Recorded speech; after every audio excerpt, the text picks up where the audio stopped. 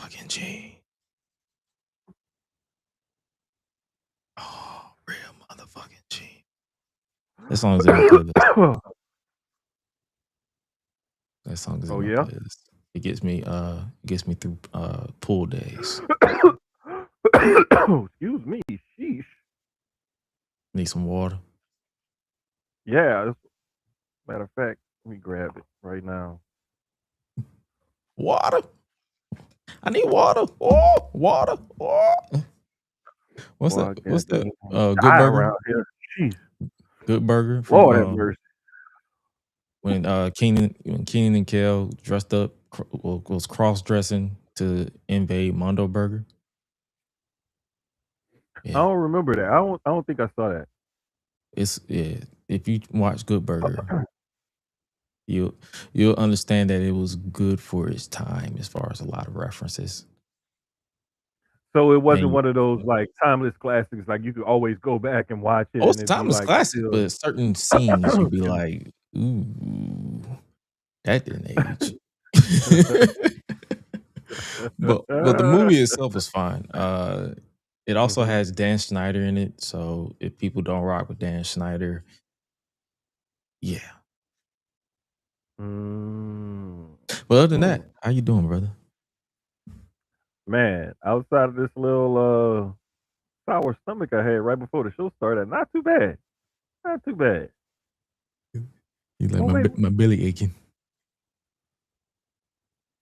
Oh, that's why. Okay. Oh, you talking Now about I'm sitting here trying Mike to. McDaniel? No, I'm trying to figure out because like this one channel that I have to watch the Rockets. Sometimes it goes in and out, but they're not on the channel I thought that they was gonna be on. So that's why I'm trying to find another channel to watch them on. Got you. And I forgot it's on NBC. Oh yeah, that's right. They playing the Spurs. But See, also that's what happened when you just ridiculously. shout out to TikTok. I guess we're going live on TikTok now. So shout out to TikTok. Hey, shout out to TikTok. I didn't know I that was a forgot, thing. bro. I forgot to put my Twitter stream on there. Oh well, Hmm. but no, like that's well, that one's gonna be interesting to watch though. See how the TikTokers do because I heard like every little corner of social media in the wrestling space is different.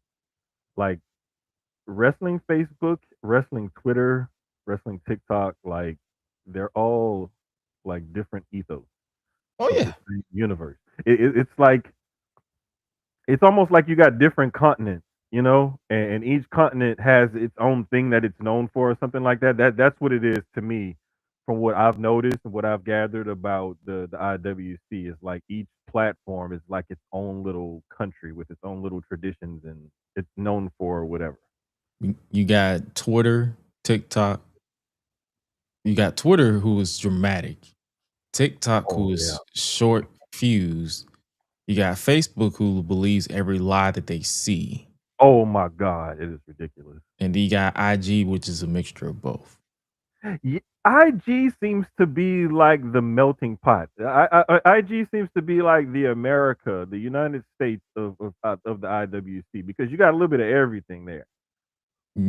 You got some chaos, Yeah, got some bullshit. you got the like you got some of those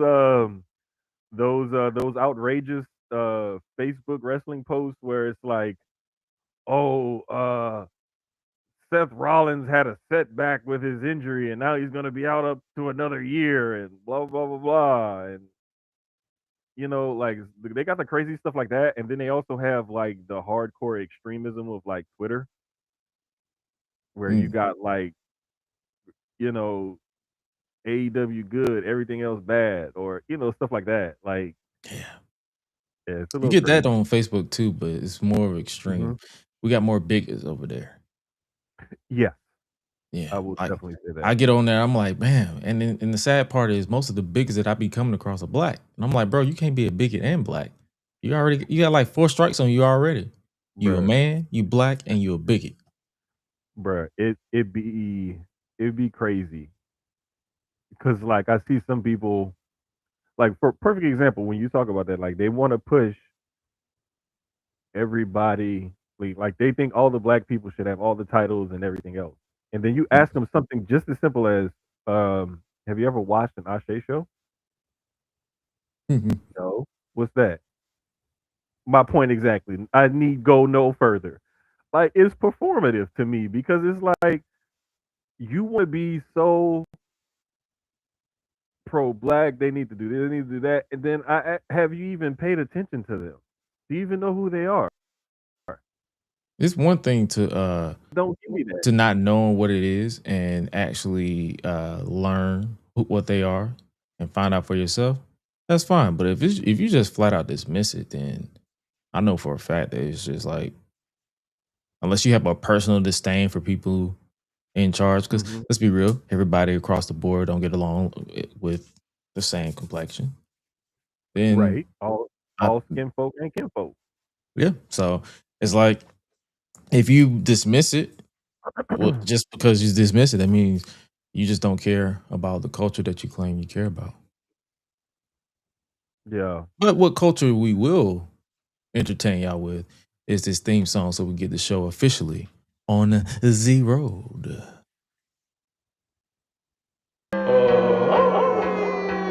Feeling like Gresh Unleashed. One time for the sickos. I'm all elite with the game from the get-go. Ain't full of no stardust, I'm a real nightmare, bruh. You can meet me at the crossroads. Business is booming, I feel like the hearse and the kid, and they tell me don't hurt anybody. I'm way too fly like Kevin, I could do this all night. Step back, it's a private party, I'm more dirty than dumb with the way I live. No saint like Ricky with the vibes I give. Looking at my watch, it's about that time. When I hit them with the toodles, it's a lot like Tiff. Might as well call me Tony, they don't even know that I'm timeless. AJ Francis, all I really know is first class. $1 million man, two prices, you ain't even over. Shout out to my dogs like Bron, baby, I'm a limit breaker. You are just a death rider, can't rest in peace. I saved that for the Undertaker. Proceed with caution, but you ain't Naomi. Can't book the team, your name must be Tony. IWC say you got to go. Hi-Lite Jermaine and Gresh, run it, let's start the show. Cool kids step to the front. Cool kids, too sweet sign for the clip. Gotta give the people what they want. Gotta get eradicate quick. Yeah, I'm like Seth with the outfits. Coming in hot too live on your outlets. Running these streets like the prophets. Thank God for the new day, can't stop it. Jay Uso with the yeet. Eat, sleep, flex, and repeat. Whole new swag with a price on the tag like Javon on the young OG. Better recognize on the mouthpiece. See the power level gotta increase. Bringing content on the daily. Feeling like Gresh Unleashed. Greetings and salutations, ladies and gentlemen, boys and girls, non-binary pals, baby mamas, baby daddies, and everybody in between. Welcome back to the Gresh Unleashed podcast. This is episode 147 of the show that brings you the good vibes to the best of our abilities. Joining you as always is the voice that does the most, the purveyor of mischief, Gresh. And joining me as always, as cool as he can be, he is representing Sucio Sports as well as he is the giant of the familia. He is none other than Jermaine, the SVP of News. The giant. What's good with you, brother? Nothing much, man. Just sitting here, tripping out that Mike McDaniel, the former Dolphins head coach, is apparently going to take the offensive coordinator job for the Chargers. Listen, man, after the season that we played, good luck to him. And I mean that all disrespectfully.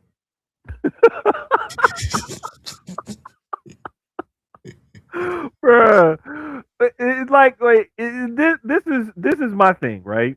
Like and it's funny because one of the you always have what they call Black Monday in the NFL, which is typically the Monday after the regular season ends. That next day they typically call it Black Monday because that's when coaches typically get fired, whatever they're on the hot seat, so on and so forth, right?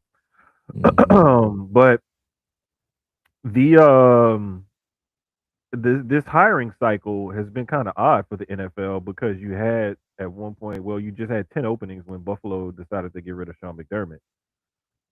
But I don't know, bro. It's crazy because they actually fired the coach when the coach wasn't really the problem. To me, in Buffalo, it was the GM that was the problem. Now Miami decided to get rid of both. They were just like both y'all gone. But some places tend to like make the coach the scapegoat because you can't cut or just get rid of some of the players because of the salary cap implications and all of that. But it's just like, nah, it's been crazy. Miami kind of needed a reset though, so I'm hoping, for my brother as a Dolphin fan over there, I'm hoping that they get it right this go Oh, they will not. I'm just gonna be honest. It will not. They will not. They will disappoint me. I expect to be disappointed next season. But I have been keeping up with the remainder of football via Chisel Adonis's weekly commentary. He makes it more entertaining. So it's like I got like I'll watch it for myself, but then sometimes I just go to his just to like something for the background, like as I'm getting ready for work and shit. It should be hilarious. Like I saw what was his name? The guy who just kept giving turnovers. He kept passing to the other team. I forgot which team. CJ Which Stroud for team the Texans. was it? The Texans? Well, he Yeah, just because kept. that fool had 4 interceptions in the first half. Yep, that's him. Bruh, let me tell you something about that. Like, it got to a point where I found myself defending him a lot against Texas fans because I'm in the Houston area, right? And covered the team, been around the team, the franchise, and all of that, so on and so forth, right? It got to a point where I was like, damn, I can't really defend this shit. Like, and you know me, I will like if everybody is on that side, I would be like, well, damn, how come y'all ganging up on so and so? Like, even if I don't even like that person or that stance, it's just gonna be like, well, how come y'all just always right here, unless it's just obvious. But like, I did, but genuinely doing so, I don't just do that just like devil's advocate. But nah, man, it's like,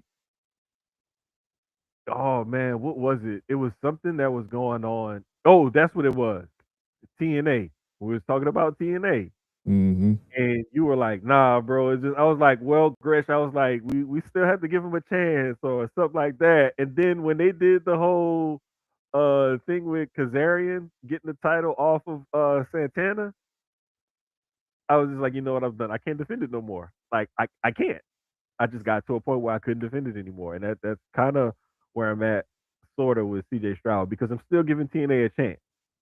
Still giving them a chance. However, I've gotten to a point where it's like, hey, you know what? I understand where you're coming from I was watching that, bro. I was like, yo, there's no way he's gonna keep doing this. And he kept doing it. I'm just like, you know what? now.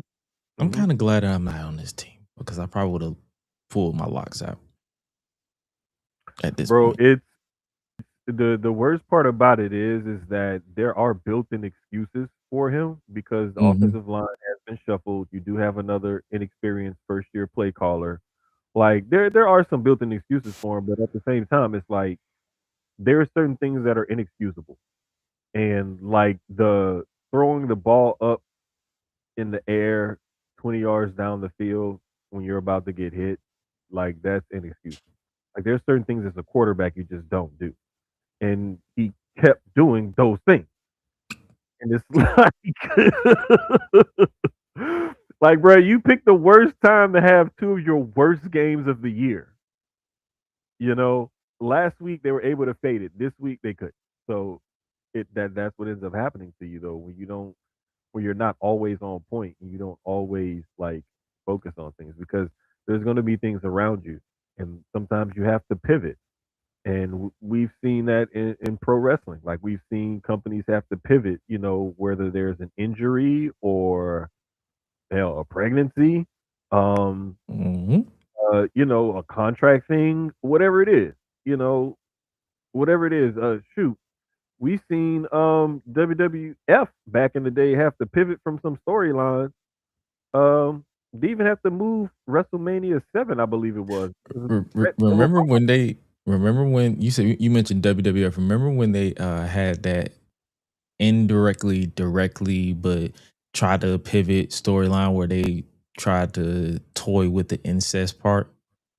Oh, bro, Was it I- mommy's milk or some shit? it was. I can't remember exactly, but I just one of the things I remember was it was almost teased that like Shane or Vince was gonna be Stephanie's baby daddy or Oh, something. Vince legit pitched that he was gonna be Stephanie's baby daddy. Bro, it like And she wait a looked at minute. him like, fuck no. Shane looked at him like, fuck no. Yeah. And it was like, had Vince said to Shane that stick the knife in me right now if you're gonna do it, if he would have said that shit to Shane after he pitched that idea, I think Shane would have did it. I would have did it. I think Shane would have probably did it at that point. You know what, motherfucker, you're right. You right. Die. Die, bitch. Like Wrestling is Jesus. Oof. Sometimes to this day I still question how did I get sucked into this fandom, because it's like some of the stuff that happens, you'd be like, why? Bruh, let me tell you something, bro. I already know, like, it was because of my uncle. And I Oh wrote yeah, I about blame my that. uncle and my grandmother. Yeah, I wrote about that in the article for Black Wrestling some years ago. Like that's how I got into all of this.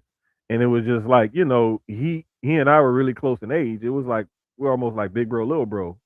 And whatever Mike did was cool. So it was like, all right, cool. I want to do this too. But sometimes you do sit back and you see certain things like that and you wonder like, am I this deep in the weeds? Were you so desensitized to it? Oh man, it's to the point now where I can totally compartmentalize my fandom and like my genuine like professional reporter, journalist, like analyst type of hat, columnist, whatever. I'll just say media member. Like I can separate my media member from my fandom and enjoy, like, it could be moment by moment, match by match. Like I've even noticed myself if I take notes on something, I can tell when I took a fan note and a media note just because of the way I write it. Oh yeah, you can tell when I take a meet note and an analytic notes, because when it's when it's analyst, I'd be like, I see that he played on the arm real heavy, and that was the target of the match. When it's the fan note, it'd be like something like, what the fuck? Who wrote this shit? Why am I still watching? I'm good at doing that. I'm like, what the fuck? Bruh. What? If y'all could see our group chat sometimes while we're all watching the same event live, like And the sad thing, I'm a part of two, and all of us be on the same accord across the board. Sometimes we be like, what the fuck? Bruh, it'd be like everybody bounces back and forth between those two worlds, between like analysts and fans. And it's funny how y'all both know me so well to the point where I'll send a meme and y'all be like, uh-oh. I don't have to say nothing. I just send a reaction, be like, I know what that is. Y'all see this shit? Y'all see this, right? It Why don't is this even nigga have still to on? be. It could be a meme, a GIF. It could be just a general statement. Or just my facial reaction, because I'm an animated person. Yeah, so I literally with send no myself specifics. Oh man, like that's when I know, like, okay, yeah, I see where this is going. And then it's like I don't even have to say a word. Like I'll even come on this show and just don't say a word. I'll be like, yeah. I'll let y'all speak. I'll be like, yeah, go for it. So it'd be so funny because it's like there was one time I think we were planning out who's gonna watch what event or whatever because there was a bunch of stuff going on one weekend. And pull back the curtain a little bit for y'all. We don't all watch everything together all at the same time. Like sometimes some of us will watch it live, some of us may watch it later, but we all reconvene and whatever. But I was like, you know what? I could watch this one live. I'll take one for the team this time. Was And that then I watched Texas? it. Was that the Texas trip? When I went to Texas with Graham and they had like Goldberg or some shit. No, that was one of them, but I think another one was like one of the AAA events. Oh, it was the AAA that was like real late at night. Like it was like midnight, 2:00 in damn near 2:00 in the morning. No. I said, It started at like 10 or 11.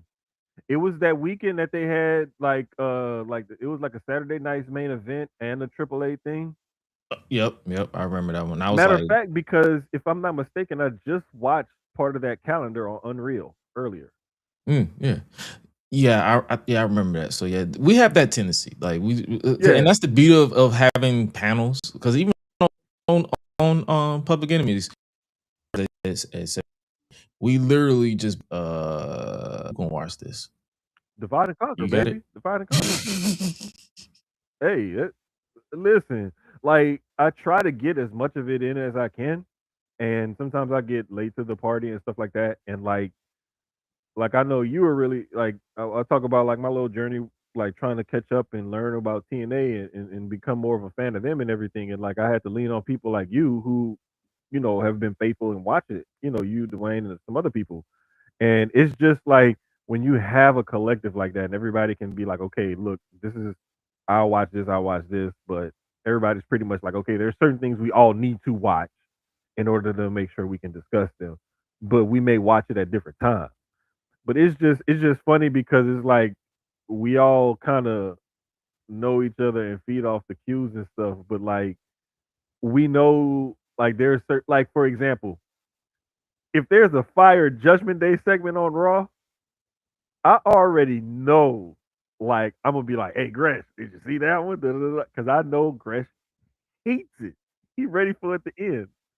I'm ready for them to advance the story. Mostly, I don't hate it. Oh man, bro, it just be like little stuff like that. Like that's what makes it fun when you can discuss it like that amongst your peers and your friends and things like that. Oh yeah, and then I say it all the time. Like the one thing about us, we don't ever take it to the extreme. Like we don't care what a lot of you guys who watches us or listen to us think as far as Hmm. like drives us mad. If you say something that you don't agree with us, just agree to disagree. Because I was excited about the Rascals AEW debut, and Hmm. some people replied to my gif. Was or on both Facebook, not Facebook, on Threads or one of these apps. I'm on so many fucking apps I can't keep up. But they replied to my reaction to it with like, I'm hesitant. I'm this that third. And I just simply said understood because I'm like the beauty of wrestling or sports in general is that we all have different taste. Like Hmm. some people love the Rascals. Some people probably think it's the goofiest gimmick in the world. But you mentioned before we get to talk about the Rascals even more, because I know I put you on assignment with that one. WWE Unreal season 2 just dropped. I Hmm. just started watching episode 1, and I need Bruce Pritchard and Road Dogg up out of there. No, here's the thing, They so dumb. and bruh, they really. And the funny thing is, I met Bruce Pritchard like years ago at the radio station. Um, he was up there doing some promo shit, whatever the hell. Cool dude. Fun to talk wrestling with. Always got stories and stuff like in real life. Like he's like how he appears to be on Unreal in those little solo interview things or whatever. Like Mhm, he's pretty much like that in real life. But there's a certain value that having a veteran presence around brings, even in backstage and different things like that, and in positions of management. mhm. But then that also needs to be checked at some point by You somebody. must you think that's why they hired the new VP of creative or SVP or something like that? Wakata. Yeah. Bro, it took me like I'm actually because I think I'm almost done with it. I think I'm on episode 4, if Yeah, I'm I'm not not that mistaken. far, but I'm pretty I, sure it's the same old, same old. right, but it took me a couple of episodes, a couple of times when they flashed his name, and I had to pause it and go back, and I was like, wait a minute, how did they spell that? And I said, okay, that's how you pronounce it. Okay, but I ain't gonna lie, I said Wakanda. you are terrible. I am. but, but like I'm glad that they put something like that in place. Him and the guy they brought in about a year or two ago. Was it the Uh, guy for the long-term story yes, continuation? yeah. Wasn't that Gosh, I Bray's can't remember friend? his name. No, it may have been Bray's friend. I can't remember, but I know there was another guy they brought in like a couple years ago or whatever, to help tell stories and stuff, and he's a pretty good writer, movie producer, something like that, whatever he was. And then they brought in this Wakata guy, and they kind of kept reshuffling the deck and everything. And I'm like, okay, they're trying to find that formula to see what works best, and I get that. I'm for that. And the Rob good Fee, Rob Fee, there we go. That's who it was. And director yes, of he character was. development. Yes, he was one of Bray Wyatt's friends because I can't remember what movies he's done or whatever. But yeah, bringing in guys like that to help with things, you can tell that the product is evolving and it is kind of getting better. They still have their issues and their problems and stuff like that. Nothing's And it's perfect. no, they're gonna do things where they're gonna throw shit against the wall to see if it sticks, and then they may never go back to it again. Depending on the reaction and how they like it or whatever. I mean, everybody does that, but you can tell that they're actively trying to find ways to make it better. I That's like all how it is. when Bruce pitched Pat McAfee going over Gunther, the guy across from him was like, in the lamest terms, he was like, "That makes no fucking sense." Because why would Bruh. Gunther say he's on a tear and just to lose to the color commentator? Wait, dog. Wait. The funniest part was Bruce really didn't have a rebuttal. He couldn't because it's like, bro, he's like, it's expected. Let's shake it up and have Pat win and against then Gunther. old And boy goes, and the way that dude looked at him, he was like, I need you to say that again out loud. yes. It was like, I want you to hear what you're saying so that way you can think about it and process it again. And Bruce just sitting back in his chair was like, yeah, that was dumb. Yeah. Yeah, that was He's dumb. like, yeah, that was That was dumb. That's my bad. dumb. That's my bad. Right? But it's just funny, man, because we like I've always said before, people set themselves up with the expectations that they set. And when you have these whatever kind of expectations for something and it doesn't happen the way you expected it to happen, well, now you're mad at everybody but yourself when you should be mad at only yourself. So stop setting yourselves up for failure expecting certain things when you should just watch and enjoy the ride. And I know it sounds cliche, and I know I may repeat that a lot, but I mean that's what a lot of wrestling fans need to do is just stop trying to book the show and or predict everything that's going to happen and just enjoy the product. Just sit back, relax, and enjoy the ride that the Rock is taking you on.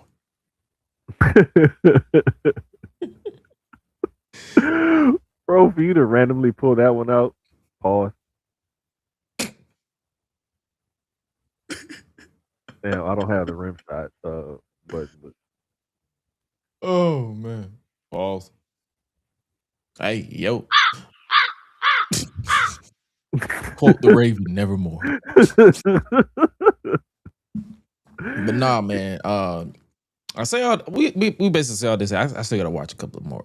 I think I started watching it before we came on here, but then I was like, I need to mentally prepare for the show, so I don't want to keep watching this.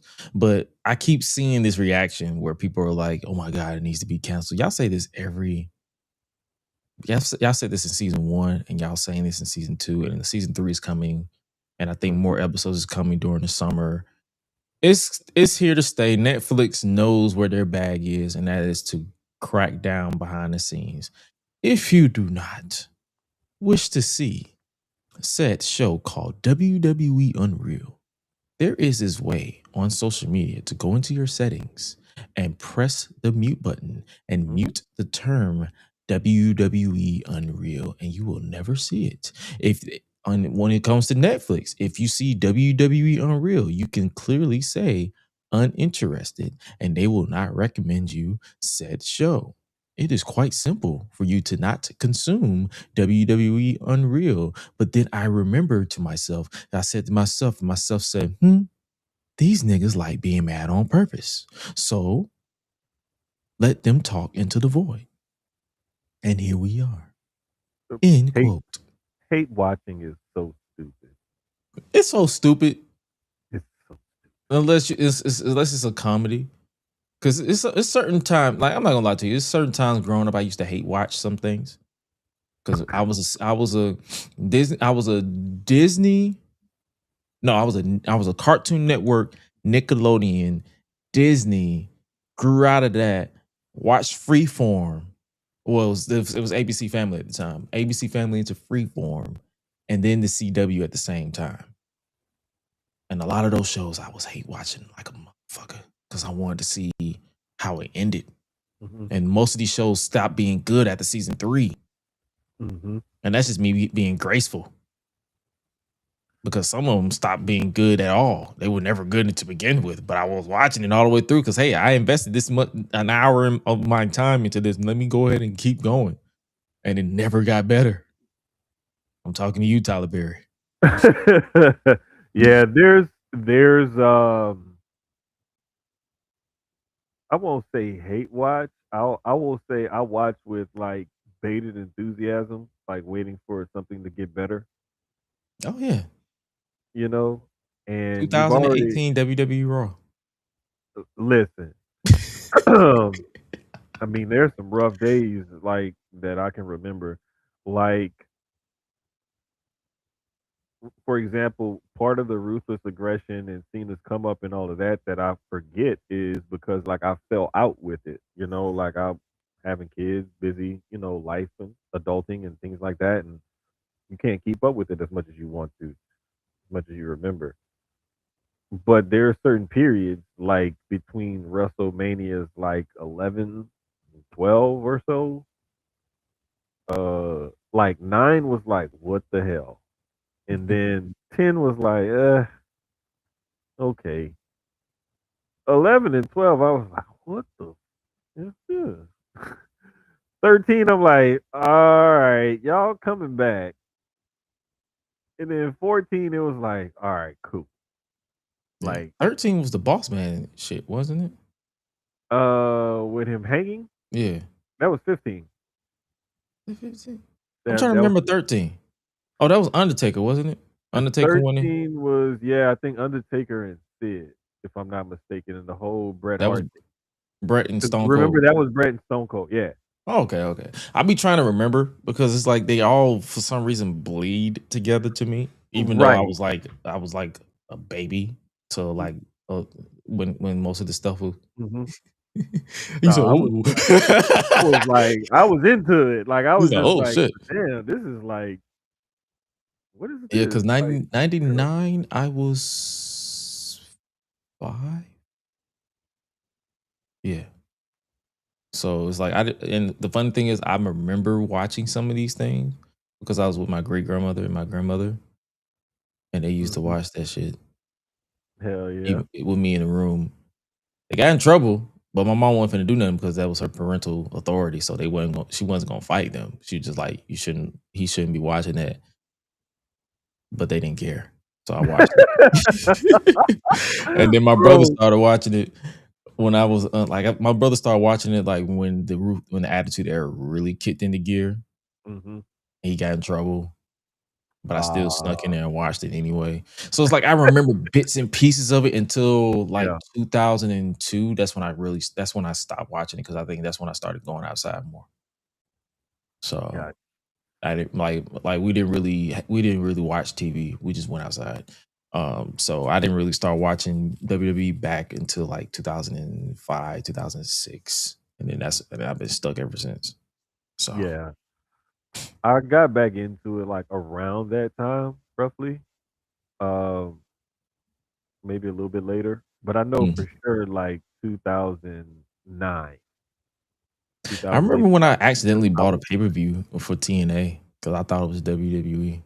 I think it was what? I think it was No Surrender 2008. Uh huh. Cause I just saw I think I saw a preview. I was like, oh, this is WWE. And I bought it.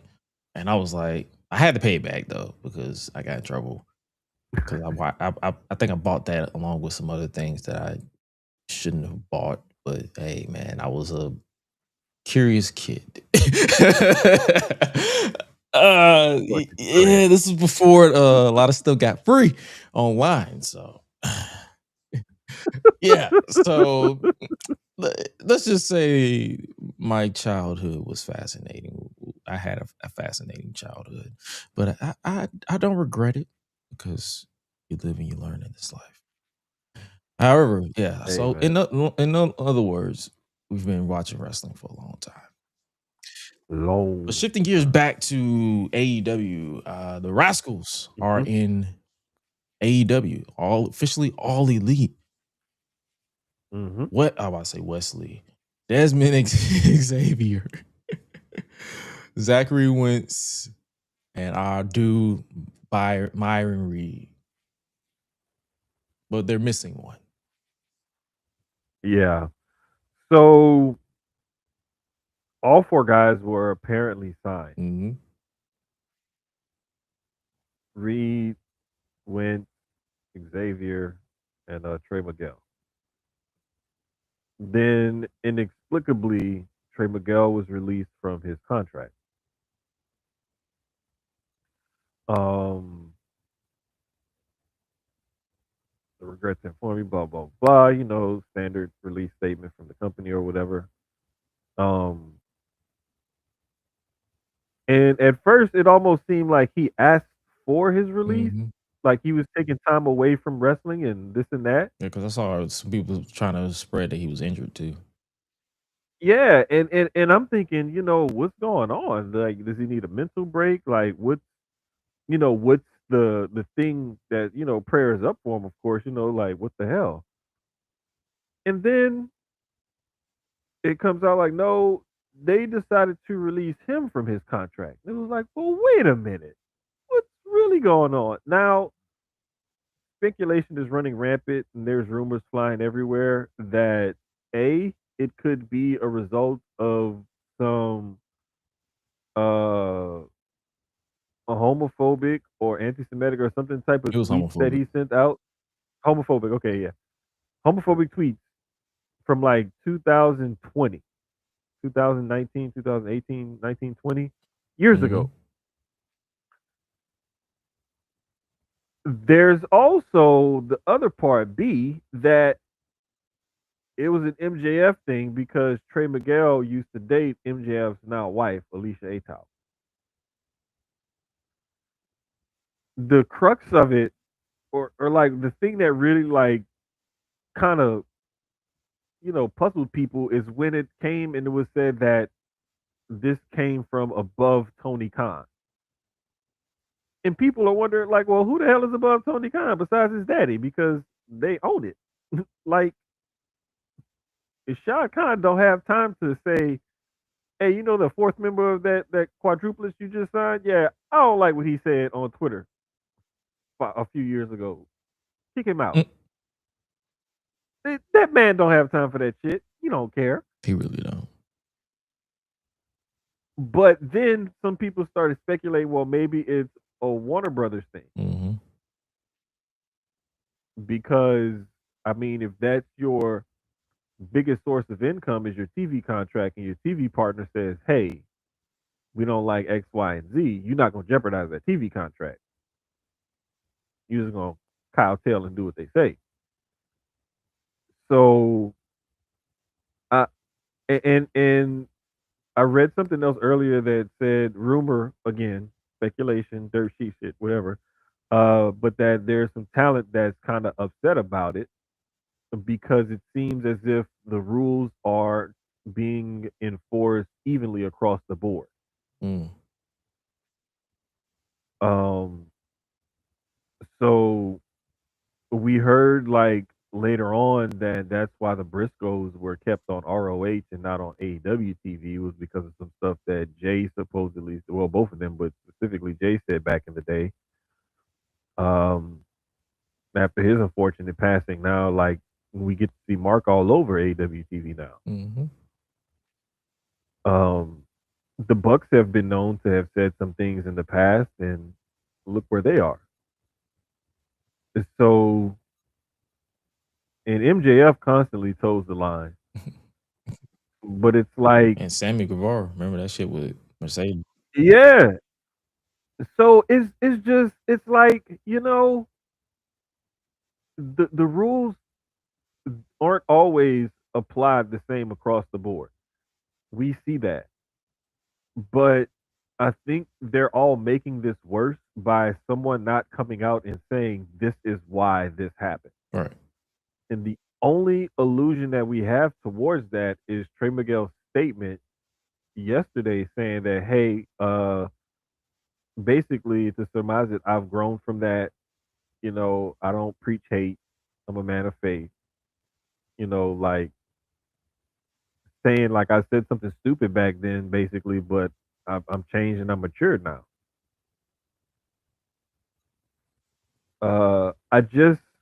I just feel like the kid was given a raw deal, Mm-hmm.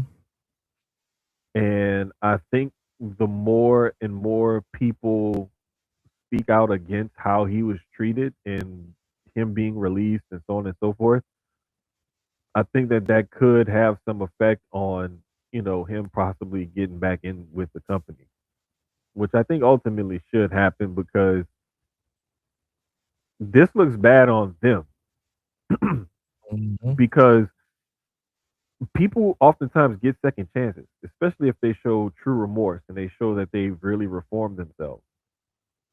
This country was built on people getting second chances, And fourth and fifth. and people get fifth, sixth, seventh, eighth, ninth.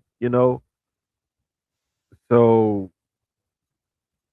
I really hope that number one, he's okay mentally Mm-hmm. because with you finally realizing one of your dreams, as being a full time professional wrestler and then moving from one company to another company, kind of moving up the ladder and getting recognized and you're working with your friends, like that's a dream. And then to have that dream taken away from you over what seems to be something, pretty trivial that you've actually shown genuine remorse for and everything, like that's fucked up. Yeah. And I can honestly just wish him well on whatever he goes next. And I also tell people all the time, like, whatever you post is permanent. Like, Hmm. it can be as a joke, it can be as trivial. Like I said a couple weeks ago on a guest show. I think it was the In Your House podcast, and I was like, I'm not ashamed of what I post in the past, but because I wear it as a scar. Like, hey, this is who I Hmm. was. I'm not that anymore. Like, though you know me, I was so out of pocket at one point on Twitter and Instagram and Facebook. I was like, everything was a out of pocket. I was towing the line between downright fiend and comedian or trying to be funny. And it's like, as I experienced life in the past two or some years, I don't do none of that no more. It's because it's just like I feel like I'm not above it, but I just don't feel like that's where I'm at anymore. So Right. because it's like I had the chance to evolve and grow up. Same with him. Like, and I'm not finna sit here and act like growing up we didn't say nothing like anti or homophobic or something like that. Like, I'm not finna act like we didn't come up in a household where it was like, no, that's gay. Like, Hmm. or no, that's don't be the F word. And I'm like, yeah, we said that Hmm. growing up, but do we say it now? No, not really, or not at all, because it's like, what's the point? What you do in your Hmm. house has no effect on me. Right. And if you come around Right. me, you always welcome. Everybody's always welcome. Hell, I just did a, I just did a show for where it was just majority like like some gay people, like gay. Like, to the point where it's like, if you've never went through those type of parties before, you'd be like, "What the Hmm. fuck?" That Yeah. Yeah. that type of environment. No one around me felt like out of place, felt any hate, because it's just like, what's the point? Like, I have no And desire. on top of that, you're working. I'm working, but also, I've worked with some people who Yeah. literally still, yeah, made their mission to make people feel uncomfortable. But it's like, me as a person. I'm not gonna sit here Mhm. and just be like, "Oh my God, I can't believe this is what you're doing with your life.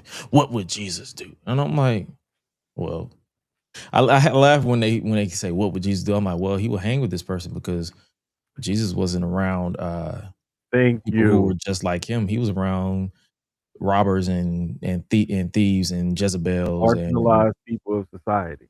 yeah. So what is this excuse that you're talking about? Jesus wasn't this person who looked down at people. He was right there on your level. So Mhm. that's what I'm saying. I be laughing. I'm like, I can quote Jesus too. Like, I can quote listen, Martin Luther King too. Like, bro, we don't can play with me. we can go But back and nah, forth if you want. right. We can go back. We can have a court off if you want. But more basically what I'm saying is it's like people change. People change, people evolve, and all we can do is wish for the best as fans. We can just wish for the best for Trey and honestly continue to support the Rascals because they didn't do anything wrong. He didn't honestly, I wouldn't even say he did something wrong at the time, but he's since evolved from it Mhm. and grew Yeah, up. you have to allow people that space to do that, man. Like, you can't be this blatant when you're holding people to different standards and stuff.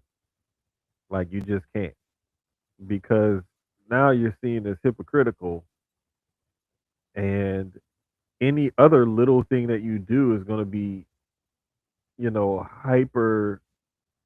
People are going to be hypersensitive to it because Mhm. now they feel like, well, you wronged him, and because he wasn't X, Y, and Z or whatever, like, you wronged this person. So what else are you doing? Right.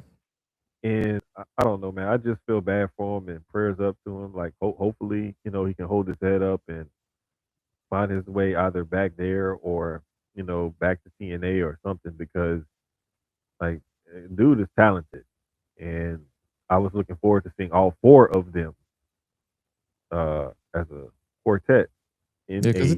it threw us off on Collision. Like they literally just popped out the locker room high as a kite, and then you was like, "Wait,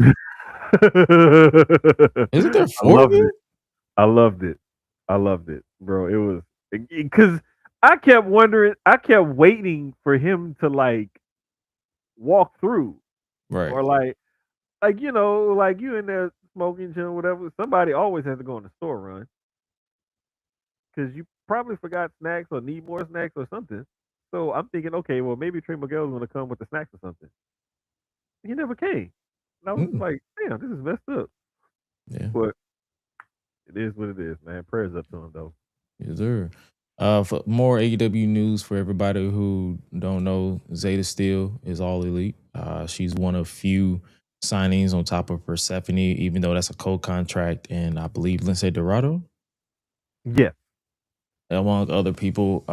So yeah, we've had quite a few shakeups on the AEW roster rise.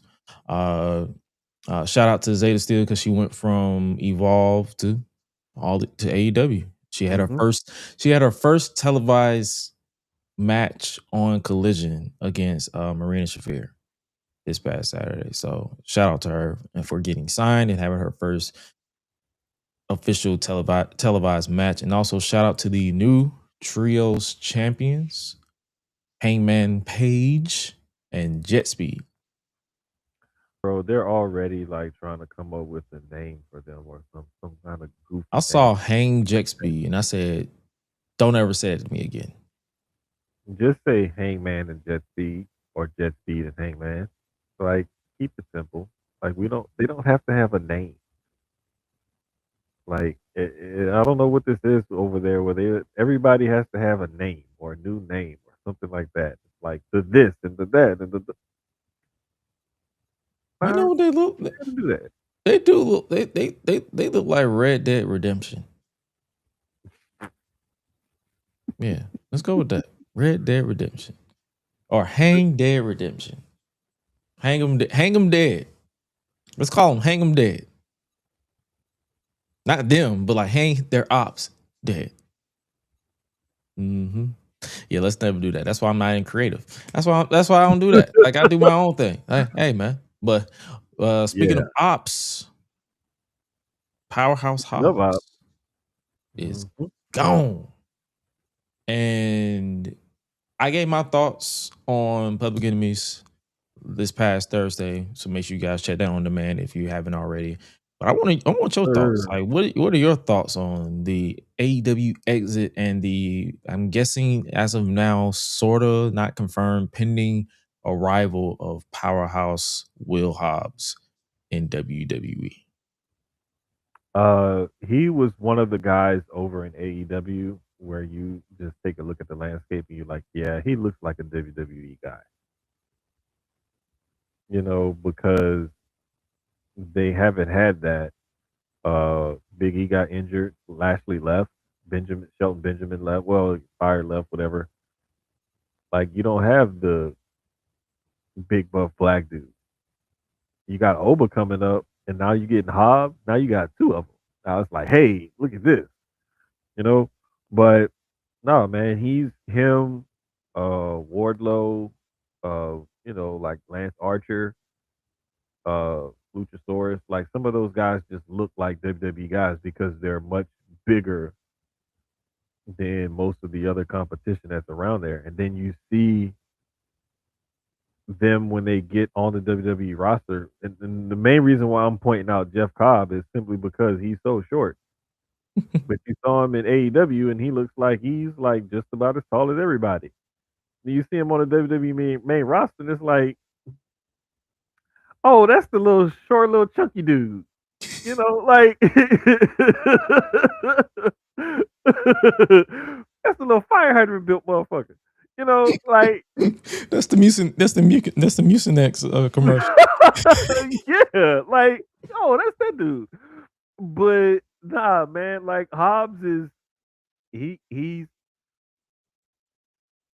the thing that I'll say that I didn't like about all of this was people wanting to immediately plug him into the New Day and replace Biggie. And it messed with me on a couple different levels. Like one, we every big black Jack dude, and I said that on purpose because of his AEW merch shirt. Like you don't have to shoehorn him in to replace Biggie, okay? Because that was a history and a chemistry that those guys had that just can't be replicated, right? Two, um, why we got to put all the black people together? Like, why can't he just be by himself? Or like, hell, what if he was part of the MFT? Like, I mean, I'm just saying, like, there's different things that they can do with him besides just the same old trope. Sticking with the New Day, never replace Biggie. Like, no, we don't need that.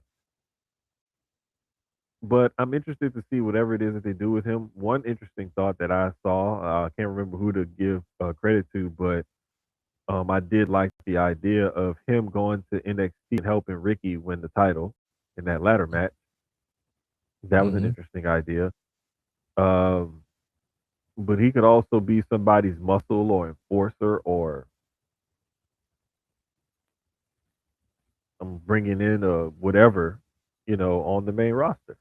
To basically get him established, because let's be Yeah, real. Unlike your Codys and your Rickies, a lot of people, if they shoehorn him to the main roster, a lot of people won't know who he is.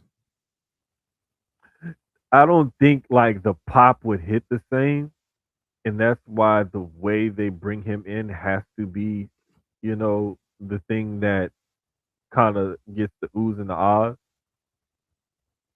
So Mhm. him coming in as like an enforcer, and he got to wear the uniform for the sneak attack party. You got to have on all black with the black hoodie. Got to like that is like how they have unwritten rules and stuff, baseball and media and stuff like we've been hearing about the past couple of Mhm. weeks or whatever. That's an unwritten rule in WWE. If you're gonna be the sneak attack person, you gotta have on a black hoodie. That's law. So whatever they do, I hope they give him his black hoodie moment and help further establish him as a badass. Because he's one of those guys like you see him in the ring, and he's not like a Jeff Cobb where it looks like this little fire hydrant built dude that's gonna jack you up and throw you around. Like Hobbs is like a legit. He's like right about 6 foot. Mm-hmm. So it's not like he's like some 5'8", 5'9" dude. He's like, a decent height, and you can see he's put together. So yeah, man, I can't wait to see how they use him. Same here. So, hey, man, make sure we will definitely keep you guys posted whenever that happens, because it could happen at the Royal Rumble. It could happen on February 3rd on NXT after the Royal Rumble. It could happen on Saturday night's main event that's going down this weekend. It's a lot that's going on. So, hey, man, we'll definitely keep it in tuned and tapped in with that. And also, speaking of tapping and tapped in, Gunther wants to end AJ Styles' career at the Royal Rumble. He challenged him to a rematch, or AJ Styles challenged him to a rematch, and Gunther was like, I'm not doing that, but I'll reconsider on the condition that you put your career on the line. Exactly 10 years to the date, or I wouldn't say the date, but the month that he made his WWE debut. The crazy And right part out the gate, I'm like, okay, AJ's gonna win, and Gunther, they're gonna get the rematch at WrestleMania because Gunther gonna be obsessed. Or AJ can just flat out, it'll be poetic. It'll be poetic for him to leave or to retire at the same event that he debuted at. because somebody says supposedly, another rumor floating around out there in the ethos is that his contract is up in February. So if his contract is up in February, it would make sense for it to end at the Rumble. Yeah. So basically, the outcome of this will be one of two things. If AJ does lose, he's not resigning. He's done.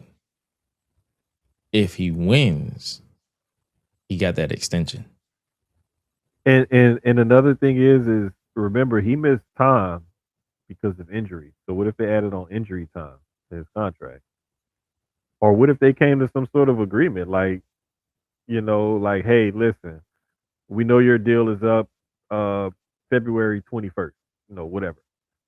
Can we extend that through like Mania or Backlash or whatever the hell? Can we do it then? Or the night after Mania. Right, night after Mania. Like, can we do something like that? He's probably like, yeah, let's extend it on these terms, blah, blah, blah. Okay, cool. Like things like that can be negotiated and talked about. Like that's not a huge deal. We just kind of have always been led to believe that AJ is saying like 2026 is his last year, like he wants to retire, and he said that I want to say 3 or 4 years ago, or whatever, when he signed his last contract, he was like, "This is going to be my last contract. When this is up, I'm done."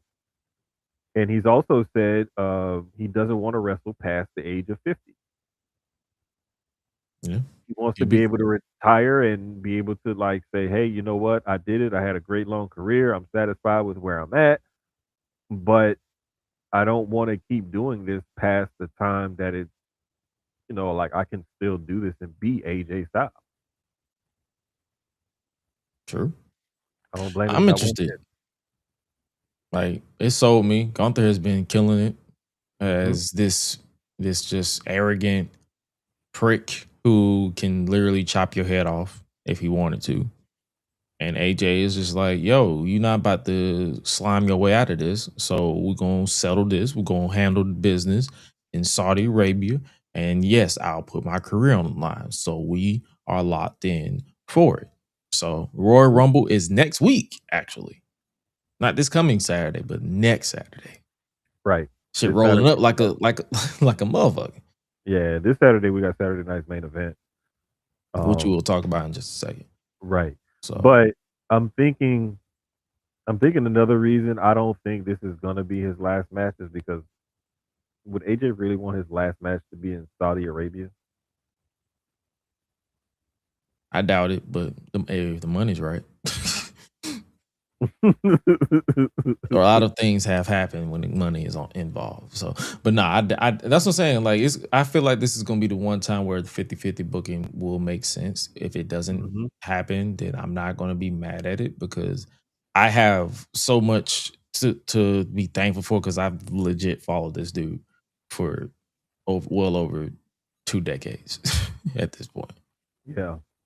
So I'm not one of those that's gonna be like, oh my god, I can't believe he's retired here. I'm like, man, hey, man, I prefer it make it a bigger deal. Me personally, if I had the pen, I would book his retirement at Bound for Glory, like a full Mm. circle type joint. But that's just me. But I'm also not a creative, so I understand. So I beggars can't be choosers. So I'm not one of those who's gonna like lose sleep because I didn't get my way. Right. So No, the other thing too is like, I just feel, bro, like if we gonna be honest about it, like you kind of want him to go out on a larger stage. And you kind of want to see him like get his just due, and feel like, hey, I wish he could have X, Y, and Z, and blah blah blah. right. And what if he don't want that? Like he didn't want the whole retirement tour, press tour, like Cena did. He didn't want all that fanfare and all of that. He just wants to kind of like quietly go about it. And that may be it. But whatever it is, man, it's just let's just celebrate the career Hmm. of what this dude has been able to do and accomplish, and just be glad that we got to see him do it on such a large stage. Which another reason I feel like I personally selfishly want him to go out at WrestleMania is to get a WrestleMania moment, like a real moment. But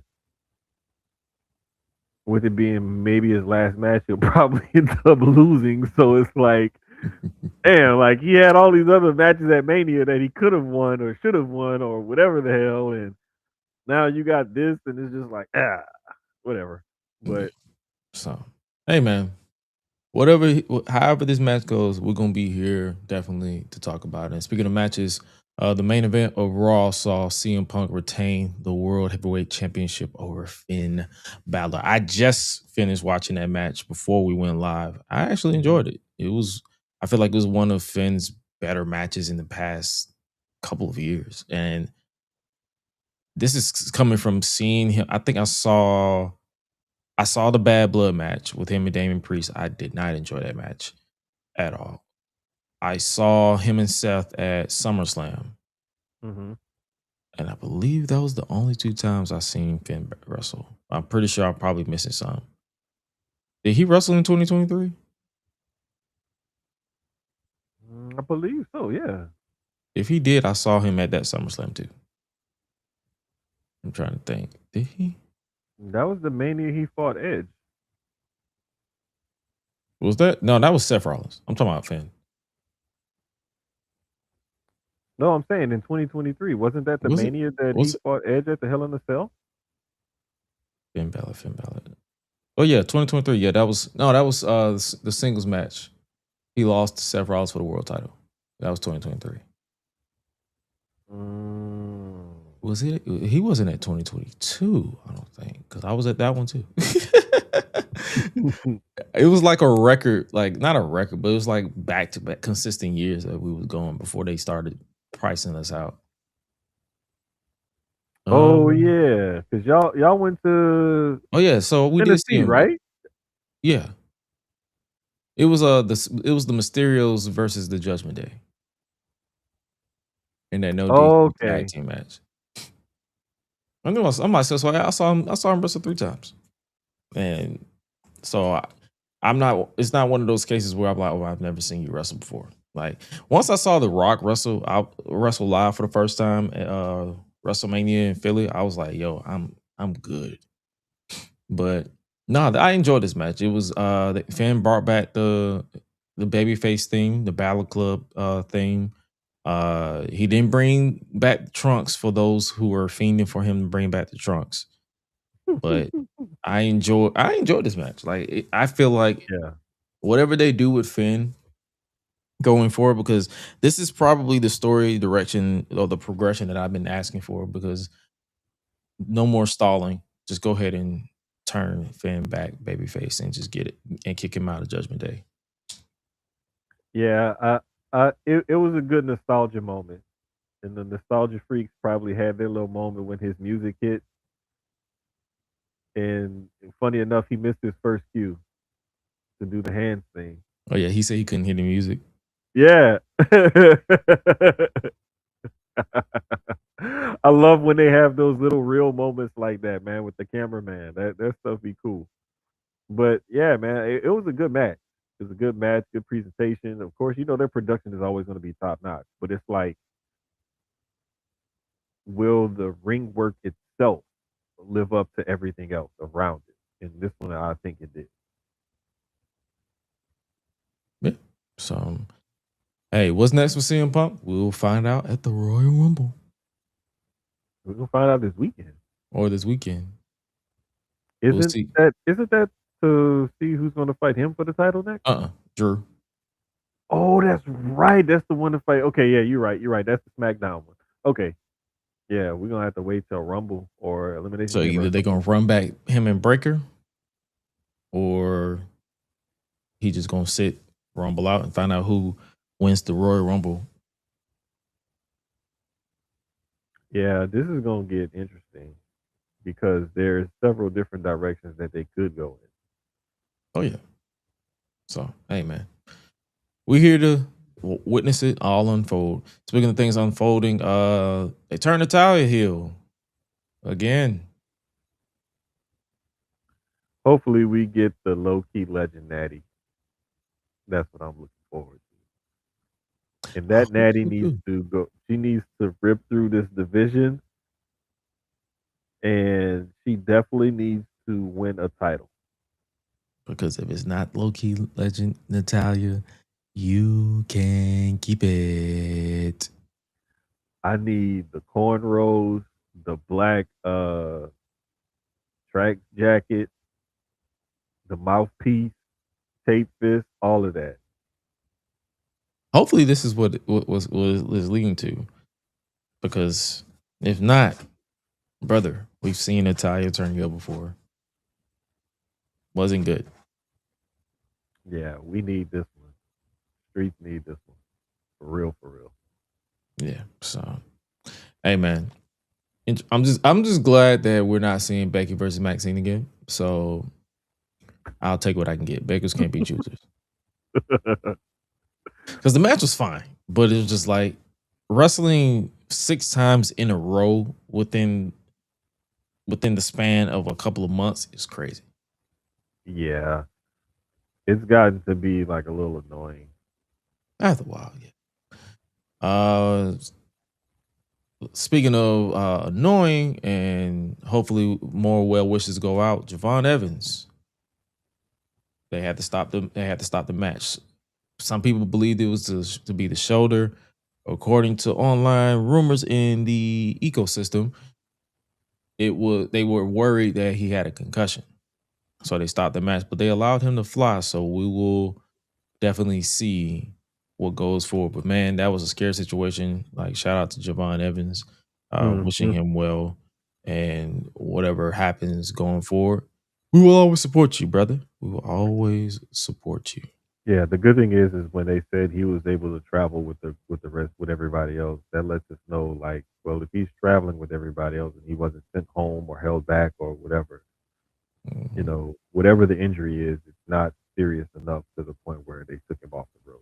So yeah, so just a scary like a scare, which happens in these type of sports. So hey, all well wishes to him, and like I said, we will definitely be continuing to show support and love for him. Speaking of people who are not really showing support, switching gears to SmackDown, the fans weren't really vibing with Cody Rhodes, the now former undisputed WWE champion, all the way until the end when he got him back. He definitely roped him back in, and say what you want about him, but he knows how to command the room when he's on the microphone. Um, one thing I will say is like a lot of the times the international crowds may not always truly reflect the same type of fandom the home crowds do. So that's definitely something that you know what I'm saying? Like you can it, it's sometimes you can get a reaction from that crowd that you're not gonna get at home with third wrestling. Hmm.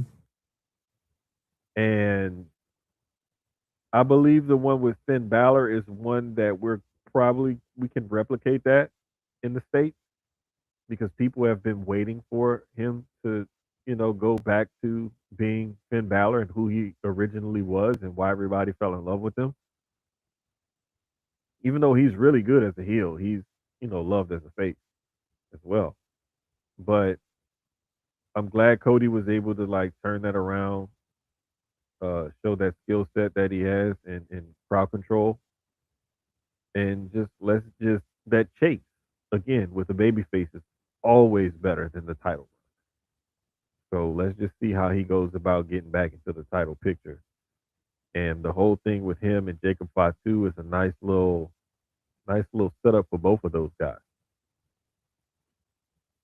I'm rocking with that. Like Jacob, I love the fact that Jacob was all over the show. That man Mm-hmm. Mm-hmm. interrupted the opening. He cut off Kit Wilson and he brawled with Cody, all within the span of 3 segments, 3 prominent segments. So Yep.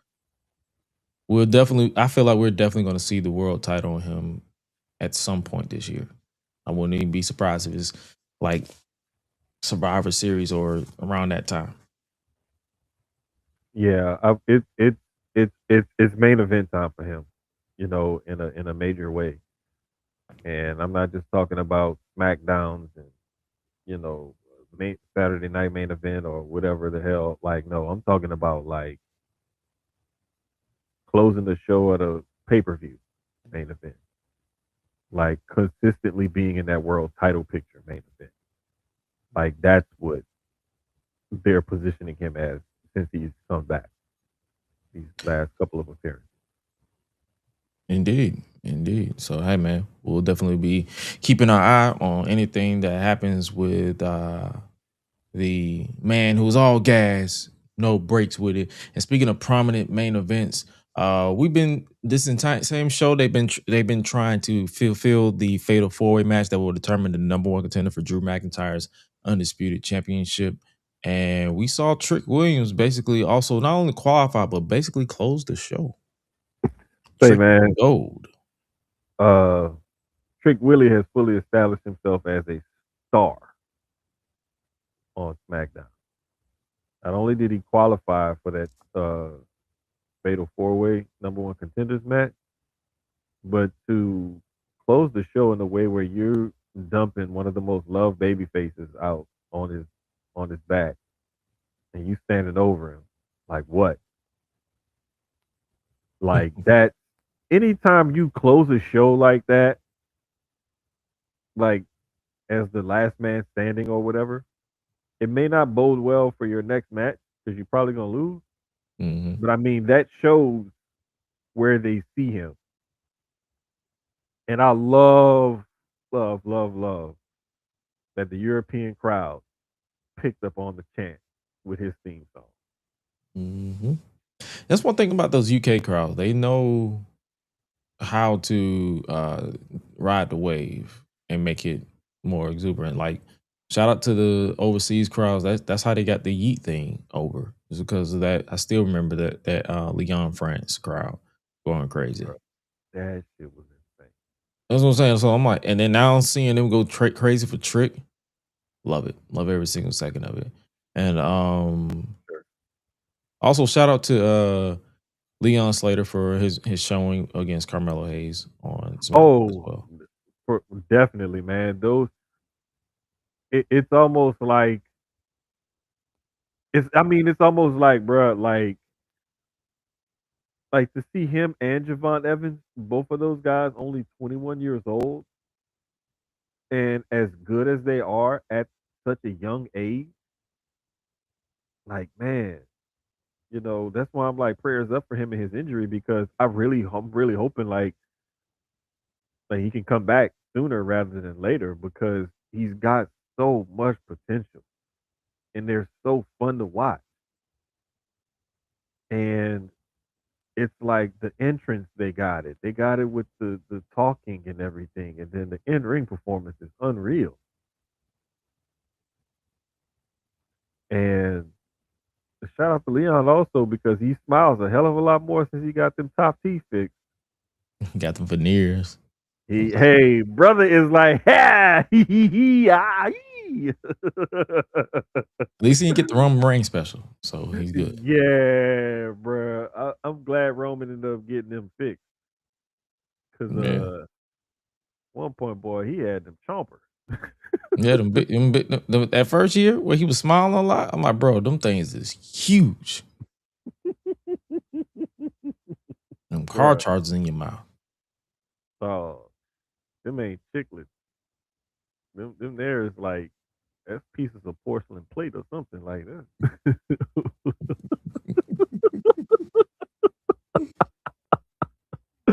Them little saucers in your mouth, dog. Like what the hell? The little you got the little teacup and you got the little baby saucer that the teacup goes on. That's what he got. The K9s is crazy.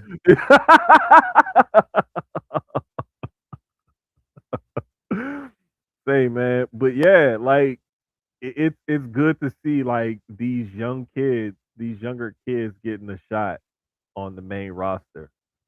Um, and we forget like people like Rhea. Rhea ain't even 30 yet, Nope. and Rhea been on the main roster for like 6 years.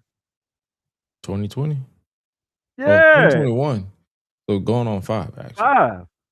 Bro, Roxanne is 23, 24. Mm-hmm. You got Javon 21, Leon 21. Like Oba ain't even. I think Oba may be right at 30 or close to it. I think he's 28. Yeah, bruh. Trick just turned 30 or about to be 31 or whatever. Like Mello is like 30, 31. Me and Melo the same age, so he's 31. Yeah, bro. Like the future is bright. Yeah, Future is Oba's very 27. bright. He'll be 27. 20. Okay. Yeah. Yeah. So it's like the future is very bright, very bright. Like they got a lot of youngsters that they're bringing up, and they're being put in certain positions.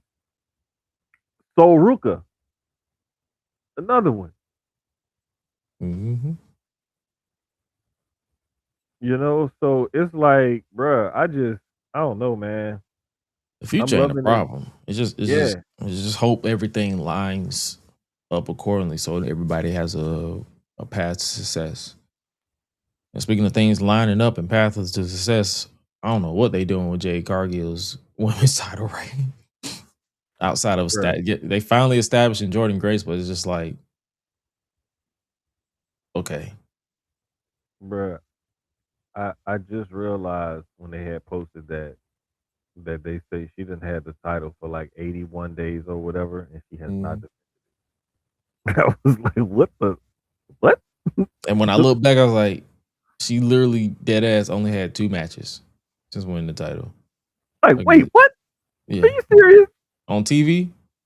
Yeah, and I'm like, it threw me off. Yeah. And I'm like, yeah, they're protecting her, all right, but god dang. At some point.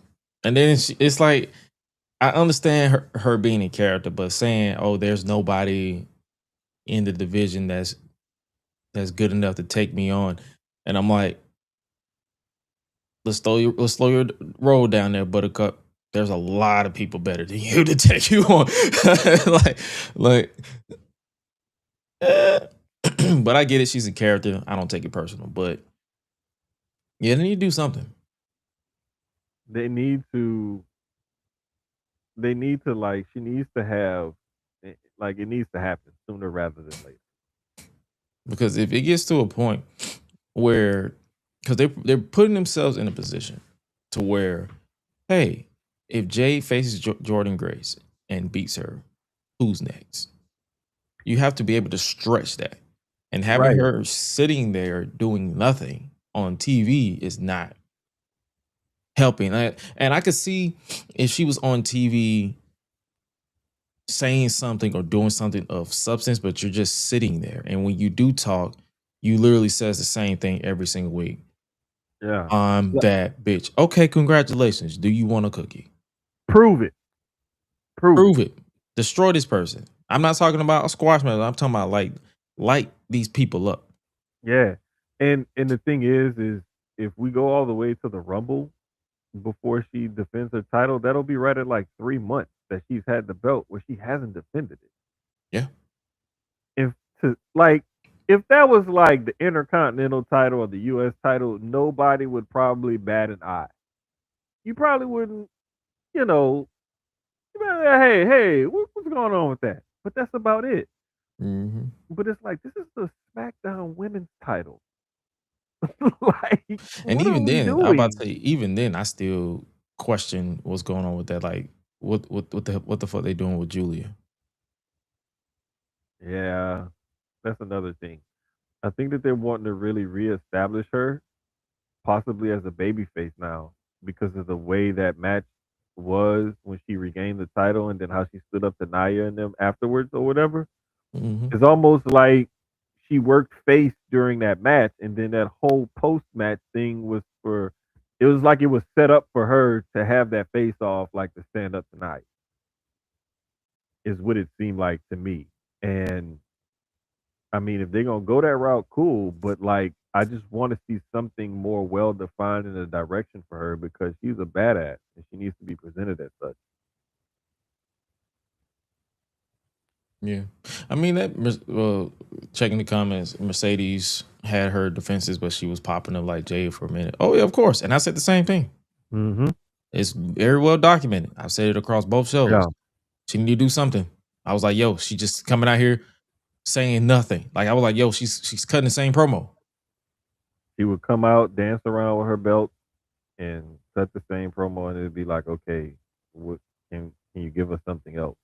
Yeah. So I'm like, And oh, it's trust me. One thing about me, I'm an equal opportunist. It don't matter I don't do the tribalism things. Like if Mhm. I look at both companies with an equal playing field. Like, hey, if something doesn't work over there, fix that. If something don't work over here, fix that. Yeah, TNA, I but just gave up on them niggas, so I don't do. but like I was saying, like when I started kind of seeing the build with Mercedes, I was like, okay, I get it now because you got to think about it. The build is leading up to something, and if that something is a full blown meltdown, it's gonna be epic. And they kept building it, and I'm like, man, this meltdown better pay off, and it's starting to pay off now because now she's starting to lose titles. Yep. And she's getting embarrassed and cake thrown in her So face and everything else. So it's getting there. But it's hopefully like, this pays off with Jordan and Jade. I really hope so. because the other thing too is if Jordan beats her, then it's like she's this young upstart, and now you just killed all of Jay's momentum. The only way I Mhm. could see them putting the title on Jordan is if she gets like a roll up or something like that, or And like even then, it's somebody, gonna be like, you want it on a roll up? yeah, somebody caused her to distract her to lose it or something like that. Like that's the only way I could see something like that happening. But honestly, I think this was meant to be Jade's first title defense, and that's why they're positioning it like that. Because, like you said earlier, they're trying to build Jordan up into something to make it look like this is a possible loss for Jade, and hopefully they have a good match. Yeah. Yeah. Hey man, all we can do is just keep hope alive and wish for the best. Mm-hmm. And speaking of the last, I guess you could say last tidbit that's going down this weekend is Saturday night's main event. Yep. That is featuring the number one contenders fatal four-way match in Montreal. Sami Zayn, Randy Orton, Damian Priest, and Trick Williams will compete in a fatal four-way match where the winner will then go on to next week and challenge Drew McIntyre for the undisputed WWE Championship. Can't wait for this one, man. I think it's going to be a good match. all of those guys in there can work. With Trick being like the rookie on the main roster, and a lot of people thinking that he still needs to improve in ring, and I think he's done fairly okay for himself. But being in there with those three guys, you have no choice but to look good. Am I the only one whenever I see people say, "Oh, he needs to improve in the ring"? I'm like, I don't see nothing wrong with what this man be doing. I really don't. I like there may be like certain little things here or there, but I just think that you either he's one of those people like if you don't like Trick Williams, there's a specific reason why you don't like him, and you should just come out and say it. Right. Like, is it because he's like the arrogant prick, you know, heel, or is it because like you're jealous, or like what is it? Are you racist? Like, just come out and say whatever it is. Because I don't see like this reason to like hate on that guy like that. But regardless, like he's there, he's on the main roster, he's being presented as a big star, he's in the ring with, former world champions, main eventers, and things like that. So like they obviously see something in him because he's been positioned that way. So I'm just looking forward to seeing what he's gonna do here moving forward. He got them lemon pepper steppers Yes, and about to step sir. on all these fools and become the number one contender for the war or the undisputed WWE Championship. But if I had to pick, Sammy's going to win this one because it's in Montreal and Drew isn't losing that title at the Royal Rumble. So it can also kickstart a situation where Sammy loses at the Royal Rumble and still enters the men's Royal Rumble and Yeah. become desperate to win. And he does. Yeah. Yeah. We could always see like the whole injury angle where somebody that's supposed to enter the rumble gets taken out and then he takes their place. Yeah. We've seen that happen a couple of times. We've seen him do it a couple times. Right. Remember back when him and Kevin Owens took out Ty Dillinger, now known as Sean Oh Spears. He took yeah. his number. That's right. Yeah. They sure did. Yep. You're right about that. Yeah, they sure did. So, hey man, if it happened, that'd be Yeah, interesting. I'm looking forward to it though. Yes, sir. And also, a match I'm looking forward to is Cody Rhodes versus Jacob Fatu has been made official for this Saturday. Oh yeah, I'm definitely looking forward to this one because those guys are going to tell a good story, and Jacob looks like he's in incredible shape since he's come back. Do you think And we're gonna see story progression on who attacked Jacob? Because he's been attacking everybody just because he don't know who attacked him. yeah, I I don't think we're gonna see that here, Mm-hmm. but I'm looking forward to some resolution for that storyline at some point in the near future. I don't think we'll see it here, but it would be interesting to see it here because this was set up to where they look like Cody was pissed because like, bitch, you cost me the title. Yeah, I'm down. I'm game. Yeah. So hey, man, definitely check that out this weekend. And then I believe there may be one more match added. It may just stick to 3. But the last match we're going to talk about is for the Women's Tag Team Championship.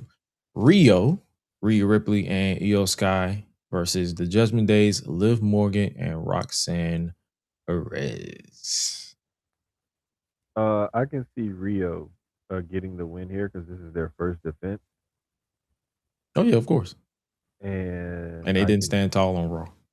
right, and I can also see where this may tease something between Liv and Roxanne because they've been kind of teasing stuff between the three of them, Liv, Roxanne, and Raquel. Mm-hmm. Especially with Raquel trying to go after the women's title and like kind of stepping on Liv's toes, and then Liv supposedly like everybody thought she hated Roxanne, and then now like they're BFF. So it's like all these weird dynamics between the three of them. So yeah, I'm looking forward to this one just to see some story progression on that front. And even though Rhea and Io have great chemistry when they fight each other, they're a pretty good tag team. Yeah, I agree. So this I feel like all three of these matches are going to be fun on Saturday. For So sure. For sure. we're definitely going to check it out. Don't expect the post show because I'm not going to lie to you. I'm not gonna lie to you. I'm not doing that. But we'll definitely talk about it more as everything progress as we are officially on the road to the Royal Rumble, which goes down in Saudi Arabia. Which will be like I think it's 2 p.m. on Saturday. So that'll be interesting to see. So hey man, make sure you guys tap into that. But other than that, anything I missed before we get about here? No, I think we pretty much covered everything, bro. Like all the major stuff. Yeah. So I don't think we missed anything, and if we did, they can tune into the Public Enemies on Thursday. There you go. You beat me to it because it's like, hey, if I missed anything, if we don't talk about it here, we talk about it over there. Exactly. Like, listen, I can't think of nothing, but if we didn't, trust and believe that they're gonna take care of it. Yeah, for sure. But we appreciate you guys rocking it with us. If you definitely want to tap in and everything, make sure you scan that QR code. For this I forgot song of the week for this week. Real motherfucking G's by Easy. That's been on my playlist and I started with it, so we'll just let that ride because that was was that my song last week? Was that my song last week? No, it was Boogie Wonderland last week. Mhm. Oh, that was my song 2 weeks ago. So we're not finna change. I'm gonna change that. No, we're not doing that. We're not doing repeats over here. Let's let it whip by Daz Band. Right. Mm-hmm. Work it all right. My bad. I had a whole flashback. Let rip. Nah, my song of the week is Blueprint 2 by Jay-Z. Blueprint 2. Man, I need to go listen to that song again because I have not heard Specifically that song. that line says, I will not lose. They try to help him cheat, but I will not lose. But even in defeat, there's a valuable lesson learned, so it evens it up for me. Y'all need to learn how to live with regret and learn from your mistakes. There's no losses in life. Only time you lose is if you fail to learn. I preach that hard and heavy. That's a good way to live. Only time you lose is when you fail to learn. Learn from other people's mistakes so that you don't have to go through the same things they went through and repeat it. You know what I'm saying? So it's not only my song of the week, that's my word of wisdom for the week too. Amen. And in this life, if it doesn't make sense, don't add it to your bottom dollar. Bingo. But yeah, man, hopefully you guys enjoyed this latest installment of the Gresh Unleashed podcast over on our new home, youtube.com/@isgresh, and on TikTok as well, tiktok.com/AO_It's I did not even know that we could stream over there. I don't think I cared enough to find out. But hey, I'm slowly but surely getting back into TikTok. I got some things popping for Black History Month next month. I'm gonna try to get started on that this week. What up, lovely? I see you in the chat. On CP time. But yo, man, we covered everything. If you haven't already, make sure you guys subscribe to the pod itself, www.gressunleashed.com. We will drop a new episode whenever we're done here. That's when the episode comes up. So sometimes it'll come up the same day, sometimes it'll come up the very next day. But hey, man, we appreciate you guys supporting us as always. Make sure you guys stay tuned in for Thursday Public Enemies podcast. You got a show coming tomorrow? Yes, sir. Yes, sir. Yeah. I think episode 105. I can't remember. It's over 100. Yeah, I know we're over 100. I can't remember if it's 104 or 105 or 106. It's one of them three. Yeah, 106 in Park. But it's 106 Susio. is that 106 in Susio. That hey, if that ain't like name it that. But yeah, Listen, that might have to be the name of that episode. yeah, 106 in Susio. Make sure you guys tap into with my brother, and make sure you guys tap in with Miss Lovely down there too, because she got some shit going down Hell as well yeah. this year. So Definitely make got sure you some guys shit tap popping. in. If it's all love out here, tap in with Mhm. everybody, and For real, we will for real. definitely catch you guys next week for another installment of the Gresh Unleashed podcast. And with that being said, you guys stay safe out here in these streets. And remember to always eat, sleep, flex, and repeat. We out, y'all. Be breezy.